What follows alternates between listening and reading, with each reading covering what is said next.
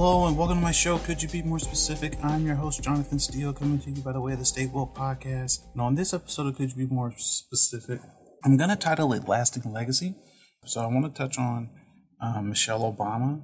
I know she has been in the news lately because she's been promoting a book, and I know she's doing her book tour as we speak, and I know she's been doing a lot of interviews.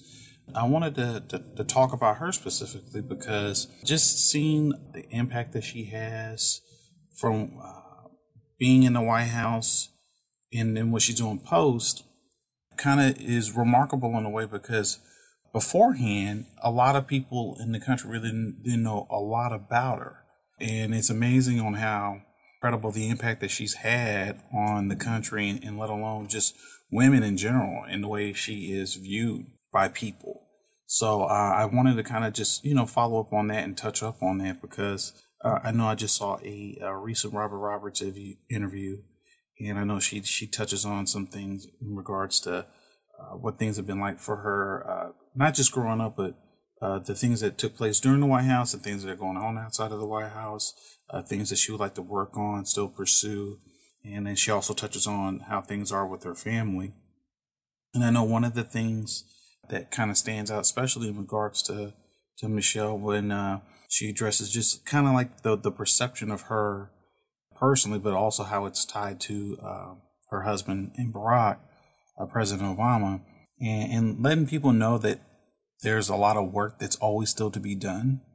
And I know I've talked about this on previous pods. It's just that perception is so overwhelmingly more powerful than reality because the way someone perceives you just will shape every action that they'll see from you from a public standpoint. So if people have their minds made up about Michelle Obama in 2004, that's pretty much what it is. For the people that may have found her during the 2008 run and they saw other sides to her, then that's the perception that they'll have from her from that viewpoint. And then so on and so forth. And that, was always ongoing throughout the 8 years in office that their family was there. And one of the things I know, especially for women of color to see, it's actually really great that someone like Michelle Obama exists because it does provide a different aspect of how you can go about things. She's so much more than just being the husband of Barack Obama. She's a Ivy League, very successful, educated woman, and now she's doing this book. But even in the midst of that, I mean, the fact that she was as polarizing as she was, especially when she was attacking issues in regards to making children healthier.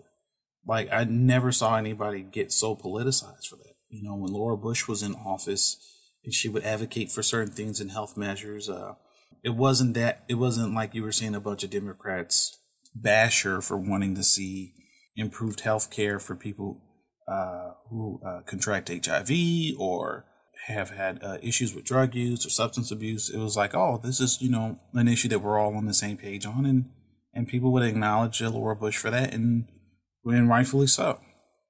She never was attacked, viciously for that. And with Michelle Obama, it was always ongoing every day in the news cycle, from the way she looked to the outfits that she used to wear. I mean, I remember one time people flipped out that she was, I think they were, at the Grand Canyon, and they flipped out that she was wearing shorts, even though it's hot. Like, they literally got upset about that. And then they talked about her showing her arms. It was just random, just crazy, ridiculous things that she was always being hit with in the news all the time. To see her kind of just go from that to where she is now has been really, really remarkable. And I think one of the things with her that I think will always last for her is, I think, the amount of political capital that she can now generate going forward. As far as like someone going to campaign for you, like, I think President Obama, it's still really fresh with him, even though he's still viewed overall at bare minimum as a good to really good president. I think because he's just newly out of office, it's something that kind of, it's still fresh. So I think some people don't have a overall perspective on his presidency as, say, now what you have on his predecessor in George W. Bush. He still has flaws in the way he ran the country, obviously. But there's now aspects of his policies that you can look at and say, okay, well, maybe this wasn't as bad as originally thought. But then there was other things he did where it didn't turn out as well. And a lot of times that just ends up happening because, legislative policies a lot of times taking effect years down the road, and a lot of times when that particular president is no longer in office. But for him, I think it's still kind of fresh. But if you're Michelle Obama and she's campaigning for, say, a Stacey Abrams or Andrew Gillum or to any of the future Democratic candidates that are young and upcoming, especially for a lot of young women now who are running more than ever, I think to have Michelle Obama's backing is a lot more important right now than President Obama's.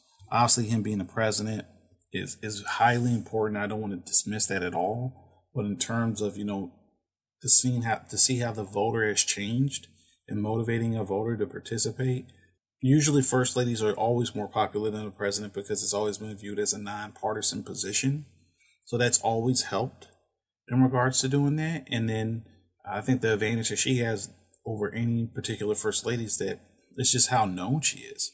Her popularity just is extraordinary. So she's not your average first lady. Like, you never heard Michelle Obama saying like, hey, someone needs to be fired during Obama's presidency, during President Obama's presidency. You never heard her, talk about anything in regards to that. It was always surface level stuff. Even when it got to healthcare, it used to be like, hey, as a parent, she always just speak in general terms. Every family will feel safe if they can have affordable health insurance to cover them and their kids in the event that they would have become sick. It was all very surface level stuff that she never really got in depth on policy. That was not something that she ever participated in all that in depth. Hey, if there's something that you guys end up sending in or mention and as something to the contrary, I'll definitely look at that and I would definitely, readjust that. But I've never really heard her do that. It's not like with Hillary Clinton when she was in the Clinton administration, obviously, as first lady, where the healthcare was a real thing for her. She really tried to get that through and almost did. It was essentially, if she could have took the Bob Dole plan, I believe at the time, which is essentially what Obama passed in 2010. They said it's pretty much the same healthcare bill. It was still in the hands of the employers. They just, a lot of the provisions that were used in Obama's Affordable Care Act was something that Bob Dole was pushing for. So it's not that much of a huge difference from a partisan standpoint in terms of the policy measures. It's obviously the interpretation of who it comes from. But what Michelle has done recently, I think even going to the fact that she, is able to still go back to Chicago and the impact that she still has on young girls is just truly, truly remarkable. And so those are some of the things I just kind of wanted to touch on with Michelle. I kind of now just want to kind of segue into kind of talking about with President Obama, specifically on his lasting legacy and what can he do now moving forward. Now, I know you definitely saw him come on toward the end, especially to try and help with the Democratic races. I can't really gauge for sure. I haven't really seen too much polling numbers, and obviously polling numbers are not the greatest pinpoint to say what impact a surrogate has on the election. But I have been thinking about President Obama that he has been relatively pretty quiet. I know he's had mostly, a downtime. I know he's been him and his wife are looking to produce films. I know they got a big Netflix deal and they're looking to go into that realm. But in terms of seeing him get involved in a lot of policies, I know Eric Holder and Barack were working on gerrymandering and redistricting.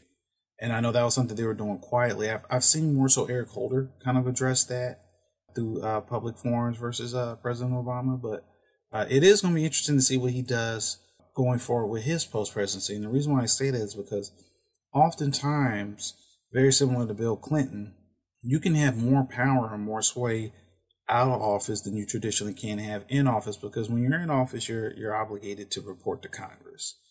And our structure and scenario isn't perfect. There's definitely a lot of procedural matters that are always going to be challenging because, whether some votes, whether in regards to commerce, some things could be either 2/3 majority Some things are up and down votes, some are through reconciliation, and those are like really long processes to go through. And so that'll be something I think moving forward.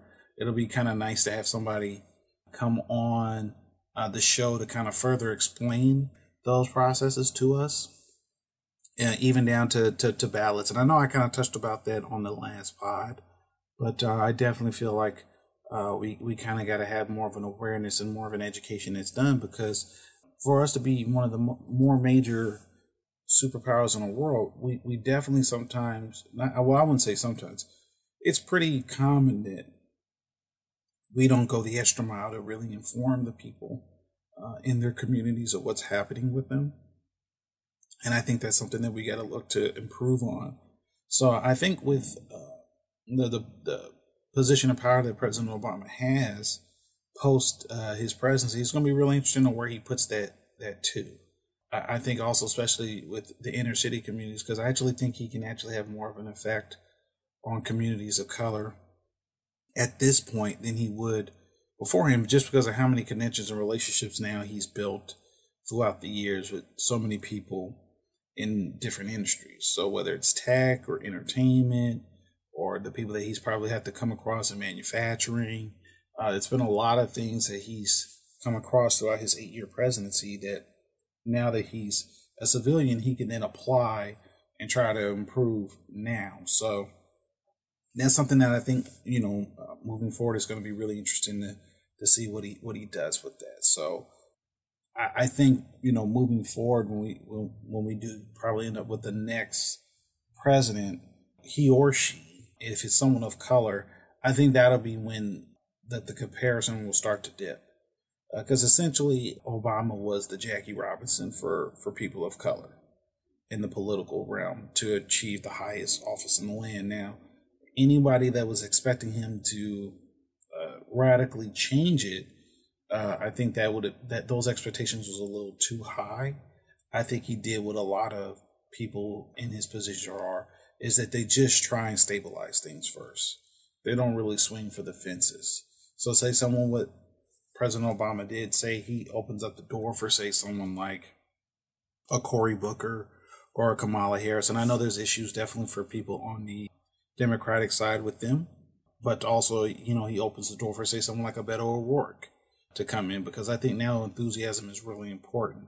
And I think Beto O'Rourke probably has the most enthusiasm out of any candidate that is currently in the political world in general to kind of generate that kind of interest, where I think he could probably win a wide election. So those are some of the things I just want to touch on.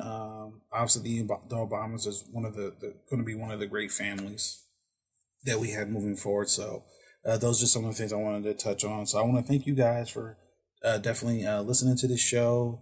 Definitely continue to support us. I want to thank D and all the hard work that he does to help edit and produce these shows. I want to thank you guys for listening. Definitely continue to like, share, and follow, support us, and become a patron. I'm looking forward to more content in the future, and I hope you guys have a good one and stay safe and enjoy the rest of your week. I know it's a lot of things that are going on. It's really tough right now, especially with the fires here in the state of California. So hoping for the best for the families, as well as, the animals that are involved as well. So, but for everyone in the state of California, just around that's going through some rough times, I'm wishing the best for you. I hope your week gets better. I hope your days get better. Again, my name is Jonathan Steele. Thank you for listening to Could You Be More Specific? And I hope you guys have a good one.